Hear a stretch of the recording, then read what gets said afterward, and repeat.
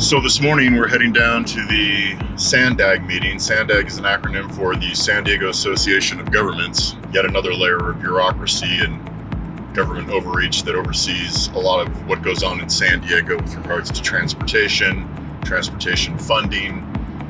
Do we want to build roads, or we want to build more bicycle lanes that nobody's going to use? So this entity, in its infinite wisdom, 2 years ago placed a project labor agreement on essentially all its work. It's now going before taxpayers in November to beg for another half-cent sales tax increase so they can misspend money which they're renowned for. Utterly corrupt entity that's got too many scandals to list right here.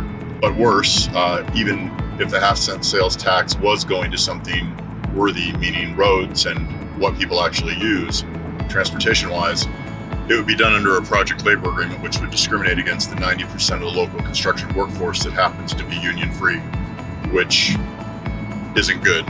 And therefore, we are going to be opposing this tax increase on the November ballot. And we're going and speaking at each of these meetings leading up to the election, just reminding not only the board, but the citizens that watch on cable, because they have a pretty big audience, reminding them what this board voted for in the way of a PLA and the higher costs associated with that and the discrimination that it represents, and reminding them why they should vote no on any tax increase that these money-grubbing sociopaths want to implement. So that's where we're headed. Looking forward to stirring the pot, reminding them what they've done, and holding them accountable. Final commenter at this time, Eric Christian, please come to the podium.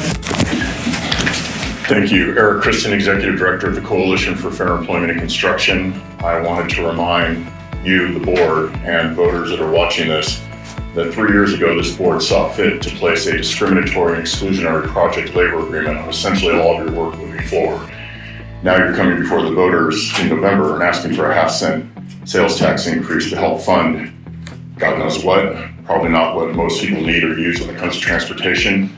But even if you were, that it would be done under a project labor agreement. Project labor agreements openly discriminate against the 90% of the construction workforce that chooses to wake up on a daily basis and work in a union-free environment in this county.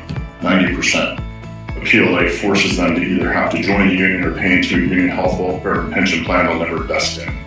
We will be working this November to get voters to oppose this tax increase, because even if the board was competent, this entity was competent enough to spend the money wisely, it would be spent under a discriminatory project labor agreement that this board majority voted for to pay back your union donors 3 years ago. Thank you. Thank you. That concludes the public comments at this time.